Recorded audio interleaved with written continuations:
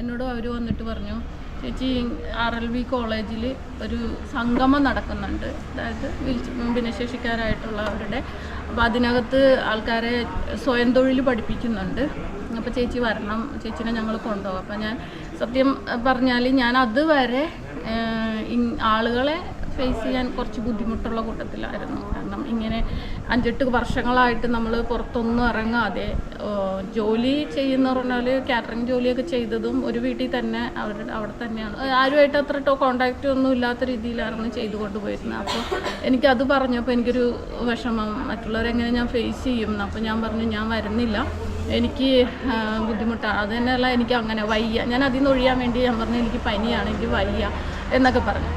അപ്പോൾ അവർ പറഞ്ഞു അതൊന്നും പറഞ്ഞിട്ട് കാര്യമില്ല, ചേച്ചിനെ ഞങ്ങൾ എന്തായാലും കൊണ്ടുപോകും എന്ന് പറഞ്ഞു. അപ്പോഴും ഞാൻ ഓരോ ഒഴിവൊഴിവ് പറഞ്ഞപ്പോൾ നാളെ രാവിലെ ഞങ്ങൾ വണ്ടിയായിട്ട് വരും, ചേച്ചിനെ കൊണ്ടുപോകാൻ വേണ്ടിയിട്ട് വരും, ചേച്ചി ഒരുങ്ങിയിരിക്കണം എന്ന് പറഞ്ഞു. പിറ്റേ ദിവസം രാവിലെ ഞാൻ വിളിച്ചു പറഞ്ഞു ഞാൻ വരുന്നില്ല, എനിക്ക് ചെറിയ യൂറിനറി ഇൻഫെക്ഷൻ ഉണ്ട്, പനിയുണ്ട് എന്നൊക്കെ പറഞ്ഞപ്പോൾ അവർ സമ്മതിച്ചില്ല. അവരൊരു 10 മണി കഴിഞ്ഞപ്പോഴത്തേക്ക് അവർ വണ്ടിയായിട്ട് വന്നു. അപ്പോൾ ഞാൻ പിന്നെ ഒരു നിവർത്തിയില്ല, പോയേ പറ്റൂ എന്നൊരു ഇതിൽ ഞാൻ പോയി. അവിടെ ചെന്ന് കഴിഞ്ഞപ്പോഴാണ് ഞാൻ ഇങ്ങനെയുള്ള ആൾക്കാരെ കാണുന്നതും. ഒരുപാട് കൂട്ടുകാർ കിടന്നിട്ടുള്ളവരും ഇരുന്നിട്ടും പിന്നെ സ്ട്രെച്ചർ വെച്ച് മറ്റേ ഇത് വടി വെച്ച് നടക്കുന്ന ആൾക്കാരും എല്ലാവരും, അങ്ങനെ കുറേ ആൾക്കാർ. അപ്പോൾ അതിലുള്ള വീൽ ചെയറിലിരിക്കുന്ന ആൾക്കാർ തന്നെ സോപ്പ് പൊടി ലിക്വിഡൊക്കെ ഉണ്ടാക്കാൻ പഠിപ്പിക്കുന്നു. അങ്ങനെ ഒരു സ്ഥലത്തേക്കാണ് എന്നെ ഇവർ കൊണ്ടുപോയത്.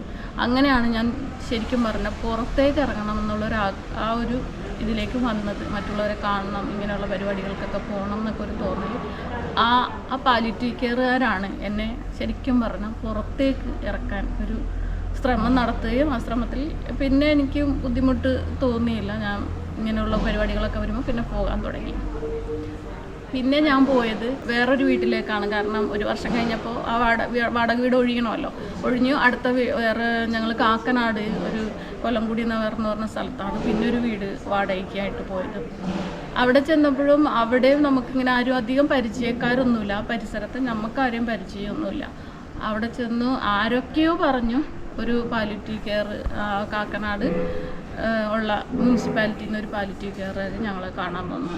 അന്ന് തുടങ്ങി അവരാണ് പിന്നെ അവിടുത്തെ ഹെൽപ്പ്. രമ എന്ന് പറഞ്ഞിട്ടുള്ള, ഇന്നും മറന്നിട്ടില്ല അവരൊന്നും. രമ വന്നിട്ട് ആണ് എല്ലാ കാര്യങ്ങളും അവിടെ ചെയ്തതുപോലെയുള്ള എല്ലാ കാര്യങ്ങളും. പിന്നെ നമുക്ക് എന്തെങ്കിലും വയ്യായ്ക എന്തെങ്കിലും ആവശ്യങ്ങൾ ഉണ്ടെങ്കിലും ഒക്കെ, അതായത് കുറേ കോട്ടനൊക്കെ ഒന്നും വേണ്ട സാഹചര്യമായിരുന്നു എനിക്ക്.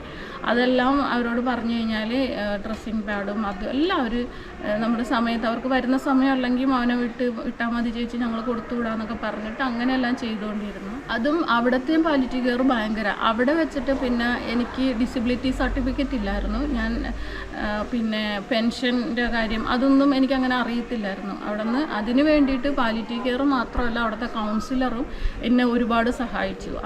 മക്കളുടെ കൂടെ റേഷൻ കാർഡ് ഞങ്ങൾക്ക് ഉണ്ടായിരുന്നില്ല, അതുണ്ടാക്കാൻ വേണ്ടി അവിടുത്തെ കൗൺസിലറാണ് എൻ്റെ മോളുടെ കൂടെ പോയതും.